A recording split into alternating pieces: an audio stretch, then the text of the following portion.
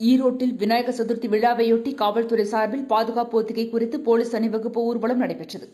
விநாயகர் சதுர்த்தி பண்டிகை நாளை 7ஆம் தேதி விமர்சையாக கொண்டாடப்படுகிறது. இதையொட்டி பல்வேறு இந்து அமைப்புகள் மற்றும் பொதுமக்கள் சார்பில் பொது இடங்களில் விநாயகர் சிலைகள் வைத்து 3 நாட்கள் வழிபாடு செய்த பின்னர் அச்சிலைகளை நீர்நிலைகளில் விசர்சனம் செய்வார்கள்.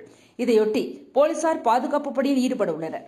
இந்நிலையில் பாதுகாப்பு ஏற்பாடுகள் பலமாக உள்ளன என்பதை பொதுமக்கள் மத்தியில் தெரியப்படுத்தும் நோக்கில் ஈரோட்டில் மாவட்ட காவல்துறை சார்பில் அணிவகுப்பு ஊர்வலம் நடைபெற்றது. இந்த அணிவகுப்பு ஊர்வலத்தை நகர டிஎஸ்பி முத்துக்குமரன் கொடியசைத்து தொடங்கி வைத்தார்.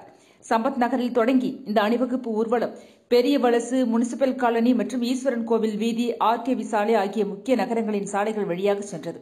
இதில் ஈரோடு நகர உட்கோட்ட காவல் நிலையத்திற்கு உட்பட காவல் நிலைய ஆய்வாளர்கள், போக்குவரத்து ஆய்வாளர்கள், காவலர்கள் என 100க்கும் மேற்பட்ட போலீசார் பங்கேற்றனர்.